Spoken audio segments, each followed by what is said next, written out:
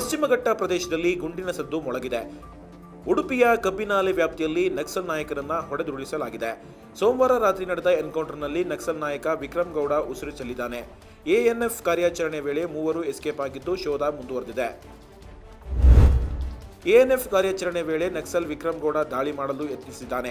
ಈ ವೇಳೆ ಪ್ರತಿ ದಾಳಿಯಲ್ಲಿ ಮೃತಪಟ್ಟಿದ್ದಾನೆ ಅಂತ ಪರಮೇಶ್ವರ್ ಹೇಳಿದ್ದಾರೆ. ವಿಕ್ರಮ್ ಗೌಡ ಜೊತೆ ಇನ್ನೂ ಮೂವರು ಇದ್ರು. ಅವರೆಲ್ಲ ಪರಾರಿಯಾಗಿದ್ದು ಬೆಳ್ತಂಗಡಿ ಸೇರಿ ವಿವಿಧೆಡೆ ಕೂಂಬಿಂಗ್ ಕಾರ್ಯ ನಡೆಯುತ್ತಿದೆ. ನಕ್ಸಲ್ ಲೀಡರ್ ವಿಕ್ರಮ್ ಗೌಡ ಎನ್ಕೌಂಟರ್ ಬಗ್ಗೆ ಎಂಎಲ್ಸಿ ಸಿಟಿ ರವಿ ಪ್ರತಿಕ್ರಿಯೆ ನೀಡಿದ್ದಾರೆ. ನಕ್ಸಲಿಸಂ ಅನ್ನೋದು ಸಂವಿಧಾನ ವಿರೋಧಿ, ಅವರ ಬಗ್ಗೆ ಯಾವುದೇ ಸಹಾನುಭೂತಿ ಇರಬಾರದು ಎಂದಿದ್ದಾರೆ. ನಕ್ಸಲರು ಎಡಪಂಥೀಯ ಭಯೋತ್ಪಾದಕರು, ಪ್ರಜಾಪ್ರಭುತ್ವದಲ್ಲಿ ನಂಬಿಕೆ ಇಲ್ಲ ಅಂತ ಕಿಡಿಕಾರಿದ್ದಾರೆ. ಸಿಎಂ ವಿರುದ್ಧದ ಮೂಡಾ ಹಗರಣ ಸಂಬಂಧ ಇಡಿ ತನಿಖೆ ಮಧ್ಯೆ ಲೋಕಾಯುಕ್ತ ವಿಚಾರಣೆಯು ವೇಗ ಪಡೆದಿದೆ.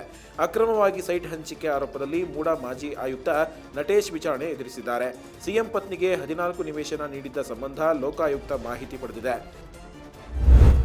ಲೋಕಾಯುಕ್ತ ವಿಚಾರಣೆಗೆ ಹಾಜರಾಗ್ತಿದ್ದ ವೇಳೆ ನಟೇಶ್ ಮಾಧ್ಯಮಗಳ ಮೇಲೆಯೇ ಗರಂ ಆಗಿದ್ದಾರೆ. ನಾನೇನು ಡ್ಯಾನ್ಸ್ ಮಾಡ್ತಿದ್ದೀನಾ, ಯಾಕೆ ವಿಡಿಯೋ ತೆಗೆಯುತ್ತಿದ್ದೀರಾ ಅಂತ ಸಿಟ್ಟಾಗಿದ್ದಾರೆ. ಆತಂಕದಲ್ಲಿಯೇ ವಿಚಾರಣೆಗೆ ಬಂದಿದ್ದ ವೇಳೆ ಕ್ಯಾಮೆರಾ ಕಾಣ್ತಿದ್ದಂತೆ ನಟೇಶ್ ಗರಂ ಆದ ಘಟನೆ ನಡೆದಿದೆ. ಸಿಎಂ ಪತ್ನಿಗೆ ಅಣ್ಣನಿಂದ ಜಮೀನು ದಾನವಾಗಿ ಬಂದಿಲ್ಲ, ಮಾರಾಟ ಎಂದು ನಮೂದಿಸಲಾಗಿದೆ ಅಂತ ಆರ್ಟಿಐ ಕಾರ್ಯಕರ್ತ ಗಂಗರಾಜು ಆರೋಪ ಮಾಡಿದ್ದಾರೆ. ತಂಗಿಗೆ ದಾನವಾಗಿ ನೀಡಿದ್ದು ಎಂದು ಹೇಳಲಾಗಿದೆ, ಆದರೆ ಇದು ಸುಳ್ಳು. ಹಿಂದಿನ ಮೂಡಾ ಆಯುಕ್ತ ನಟೇಶ್ ಬಂಧಿಸುವಂತೆ ಒತ್ತಾಯಿಸಿದ್ದಾರೆ. ಆರ್ಎಸ್ಎಸ್ ಬಿಜೆಪಿಯನ್ನ ವಿಷಸರ್ಪಕ್ಕೆ ಹೋಲಿಸಿದ್ದ ಖರ್ಗೆ ವಿರುದ್ಧ ಎಂಎಲ್ಸಿ ಸಿಟಿ ರವಿ ಕೆಂಡಾಮಂಡಲರಾಗಿದ್ದಾರೆ. ಮಲ್ಲಿಕಾರ್ಜುನ್ ಖರ್ಗೆ ಹುಚ್ಚು ನಾಯಿ ಕಡದವರ ರೀತಿ ಮಾತನಾಡಿದ್ದಾರೆ. ಅದು ಅವರ ಹಿರಿತನಕ್ಕೆ ತಕ್ಕ ಮಾತಾಗಿರಲಿಲ್ಲ. ಅಲ್ಪಸಂಖ್ಯಾತರ ಓಲೈಕೆ ಪರಿಣಾಮ ಖರ್ಗೆ ಬಾಯಿಯಲ್ಲಿ ಈ ಮಾತು ಬಂದಿದೆ ಎಂದಿದ್ದಾರೆ. ಜಯನಗರಕ್ಕೆ ಅನುದಾನ ನೀಡದ ವಿಚಾರಕ್ಕೆ ಡಿಕೆಶಿ ವಿರುದ್ಧ ಅಶ್ವಥ್ ನಾರಾಯಣ್ ವಾಗ್ದಾಳಿ ನಡೆಸಿದ್ದಾರೆ. ನೀವೇನು ದಾನ ಧರ್ಮ ಮಾಡ್ತಿಲ್ಲ, ಅನುದಾನ ಕೇಳಲು ಜನಪ್ರತಿನಿಧಿಗಳಿಗೆ ಹಕ್ಕಿದೆ, ಇದಕ್ಕೆಲ್ಲ ತಗ್ಗಿ ಬಗ್ಗಿ ನಡಿಬೇಕು ಅಂತಿರಲ್ಲ ಅಂತ ವಾಗ್ದಾಳಿ ನಡೆಸಿದ್ದಾರೆ. ದುರಹಂಕಾರ ಬಿಟ್ಟು ಅನುದಾನ ಕೊಡಿ ಎಂದಿದ್ದಾರೆ. ರಾಜ್ಯದ ತೆರಿಗೆ ಬಗ್ಗೆ ಪ್ರಶ್ನಿಸಿದ ಎಚ್ಡಿಕೆ ವಿರುದ್ಧ ಡಿಕೆಶಿ ವಾಗ್ದಾಳಿ ನಡೆಸಿದ್ದಾರೆ.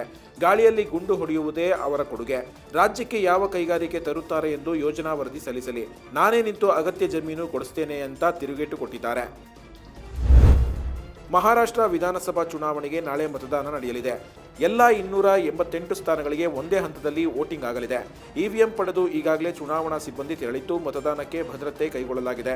ಜಾರ್ಖಂಡ್ನಲ್ಲಿ 2ನೇ ಹಂತದ 32 ಕ್ಷೇತ್ರಕ್ಕೂ ನಾಳೆಯೇ ಮತದಾನ ನಡೆಯಲಿದೆ.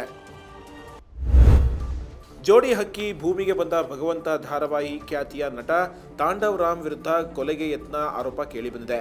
ಮುಗಿಲ್ಪೇಟೆ ಸಿನಿಮಾ ನಿರ್ದೇಶಕ ಭರತ್ ಮೇಲೆ ಗುಂಡು ಹಾರಿಸಿ ಕೊಲೆಗೆ ಯತ್ನಿಸಿದ್ದಾರೆ ಎನ್ನಲಾಗಿದೆ. ಕೇಸ್ ಸಂಬಂಧ ಚಂದ್ರ ಲೇಔಟ್ ಪೊಲೀಸರು ಆರೋಪಿ ವಶಕ್ಕೆ ಪಡೆದಿದ್ದಾರೆ. ಬೆನ್ನು ನೋವಿನ ಸಮಸ್ಯೆಯಿಂದ ಚಿಕಿತ್ಸೆಗಾಗಿ ಬೇಲ್ ಪಡೆದು ಜೈಲಿಂದ ರಿಲೀಸ್ ಆಗಿರುವ ದರ್ಶನ್ ಬೇಲ್ ರದ್ದು ಕೋರಿ ಮೇಲ್ಮನವಿ ಸಲ್ಲಿಸಲು ಪೊಲೀಸರು ಸಿದ್ಧತೆ ನಡೆಸಿದ್ದಾರೆ. ಕೊಲೆ ಪ್ರಕರಣದ ದಾಖಲೆಗಳ ಭಾಷಾಂತರ ಕಾರ್ಯ ನಡೆಯುತ್ತಿದ್ದು ಆದಷ್ಟು ಬೇಗ ಸುಪ್ರೀಂ ಕೋರ್ಟ್ ಕದ ತಟ್ಟಲು ಖಾಕಿ ಪಡೆ ತಯಾರಿ ನಡೆಸಿದೆ. ತಿರುಪತಿ ವೆಂಕಟೇಶ್ವರ ದೇವಸ್ಥಾನದಲ್ಲಿ ಹಿಂದೂಯೇತರ ಉದ್ಯೋಗಿಗಳಿಗೆ ಬಿಗ್ ಶಾಕ್ ಕೊಟ್ಟಿದೆ ಟಿಟಿಡಿ. ದೇಗುಲದಲ್ಲಿ ಕಾರ್ಯನಿರ್ವಹಿಸುತ್ತಿರುವ ಹಿಂದೂಯೇತರರು ತಕ್ಷಣವೇ ಸ್ವಯಂ ನಿವೃತ್ತಿ ತೆಗೆದುಕೊಳ್ಳಿ ಅಥವಾ ಆಂಧ್ರಪ್ರದೇಶದೊಳಗಿನ ಇತರೆ ಇಲಾಖೆಗೆ ವರ್ಗಾವಣೆ ತೆಗೆದುಕೊಳ್ಳುವಂತೆ ಕೋರಿ ನಿರ್ಣಯ ಕೈಗೊಳ್ಳಲಾಗಿದೆ. ಈಗಾಗಲೇ ಪುಷ್ಪ 2 ಟ್ರೈಲರ್ ರಿಲೀಸ್ ಆಗಿದ್ದು ಅಭಿಮಾನಿಗಳಲ್ಲಿ ಭಾರಿ ನಿರೀಕ್ಷೆ ಹುಟ್ಟಿಸಿದೆ. ಇದರ ನಡುವೆ ಫ್ಲೈಟ್ನಲ್ಲಿ ಅಲ್ಲು ಅರ್ಜುನ್ ಹಾಗೂ ರಶ್ಮಿಕಾ ಫ್ಲೈಟ್ನಲ್ಲಿ ಸೆಲ್ಫಿ ತೆಗೆದುಕೊಳ್ಳುತ್ತಿರುವ ಫೋಟೋ ವೈರಲ್ ಆಗಿದೆ. ರಿಯಲ್ ಶ್ರೀವಲ್ಲಿ ಜೊತೆ ನೆನಪಿನ ಫೋಟೋ ಎಂದು ಅಲ್ಲು ಕ್ಯಾಪ್ಷನ್ ಕೊಟ್ಟಿದ್ದಾರೆ.